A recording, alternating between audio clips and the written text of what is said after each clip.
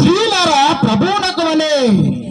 ఎలాగట్ట స్త్రీలు ఎలా ఉండాలి అని ఆలోచన చేస్తే ప్రభువుకి దగ్గర లేకుండా ప్రేమిస్తున్నాను అయ్యా అనుకున్నాం అనుకో, ప్రభు ప్రేమ లేకపోతే నీ ప్రేమ వట్టిదే. అది మోసకరమైన ప్రేమ, అబద్ధకరమైన ప్రేమ, అది వట్టిదైనటువంటి ప్రేమ, వ్యర్థమైన ప్రేమ. అలాంటి ప్రేమ ఎక్కడ ఉంటుంది? స్వతహాగా ఎవడైతే ప్రేమిస్తున్నాను, నిన్ను పెళ్లి చేసుకున్న నా ప్రాణము నా రక్తము అన్నవాడు ఎవడైనా ఉంటే వాడు పేలైపోతాడు కదా. పెళ్ళైన 3 రోజుల్లో గొడవలు స్టార్ట్ అయ్యి ఆ గొడవలతోనే ఏమి సిద్ధం చేస్తారో తెలుసా ప్రియమని దేనికి పిల్లరా? ఏటి సిద్ధపరుస్తారో తెలుసా? విడాకుల పత్రాలు రెడీ చేస్తాడు ప్రియమని దేనికి పిల్లరా. చూసారా? అందుకే ప్రభువు నందు ఉండి ప్రేమించేవాడు మాత్రము కదలడు. బండ మీద కట్టినటువంటి ఇల్లును పోలి ఉంటాడు ప్రియమని దేనికి పిల్లరా.